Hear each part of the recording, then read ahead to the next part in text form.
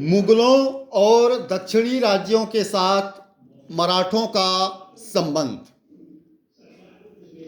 यद्यपि मराठे पहले ही अपनी स्वतंत्र पहचान बनाने के प्रति सचेत होने लगे थे, फिर भी उन्हें संगठित करने और उनमें एक राजनीतिक लक्ष्य के प्रति चेतना जगाने का कार्य शिवाजी ने ही किया। शिवाजी ही प्रथम पुरुष थे जिन्होंने मराठों को संगठित किया, उनमें राजनीतिक चेतना जगाई, स्वराज के लक्ष्य को निर्धारित किया, निश्चित किया, अपनाया, मराठों को स्वराज के लिए प्रेरित किया। शिवाजी की प्रगति का लेखा मराठों के उत्थान को प्रतिबिंबित करता है। ये एक दूसरे के पूरक है। शिवाजी का उत्थान और मराठों का उत्थान दोनों एक साथ ही हुआ और ये एक दूसरे के पूरक हैं। ऐसा कहें तो अतिशयोक्ति नहीं होगी।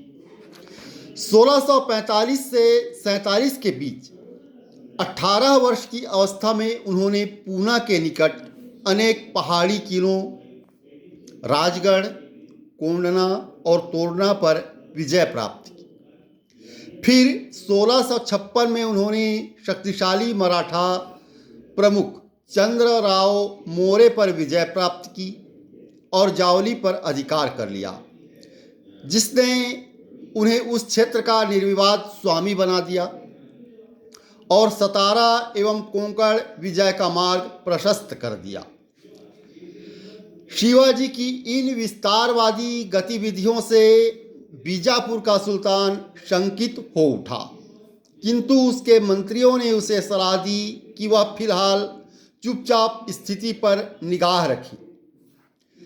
किंतु जब शिवाजी ने कल्याण पर अधिकार कर लिया और कोंकण पर धावा बोल दिया तो सुल्तान आपा खो बैठा और उसने शाहजी को कैद करके उनकी जागीर छीन ली। इससे शिवाजी झुकने के लिए विवश हो गए और उन्होंने वचन दिया कि वे और हमले नहीं करेंगे। किंतु उन्होंने बड़ी चतुराई से मुगल शाहजादे मुराद, जो मुगल सूबेदार था, से मित्रता स्थापित की और मुगलों की सेवा में जाने की बात कही। इससे बीजापुर के सुल्तान की चिंता बढ़ गई और उसने शाहजी को मुक्त कर दिया। शाहजी ने वादा किया कि उसका पुत्र अपनी विस्तारवादी गतिविधियां छोड़ देगा।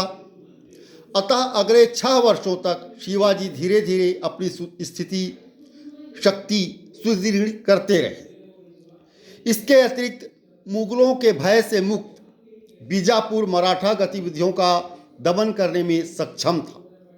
इस कारण भी शिवाजी को शांति बनाए रखने के लिए विवश होना पड़ा। जैसे बीजापुर का सुल्तान, वो स्वयं भी नहीं चाहता था शिवाजी का पूर्णतः दमन हो। इससे मुगलों से बीजापुर को सीधे टकराव का सामना करना पड़ता, इसलिए वह स्वयं पूरी तरह से शिवाजी का दमन नहीं करना चाहता था। और शिवाजी भी कुछ वर्षों तक चुप रहकर अपनी स्थिति सुदृढ़ करते रहे। ये उनकी अपनी रणनीति थी।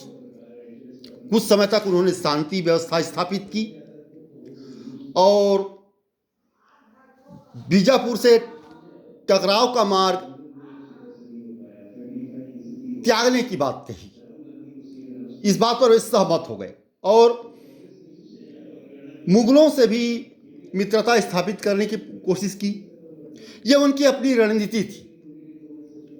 ऐसा करके वे कुछ समय तक शांत रहकर अपनी स्थिति सुदृढ़ कर लेना चाहते थे, ताकि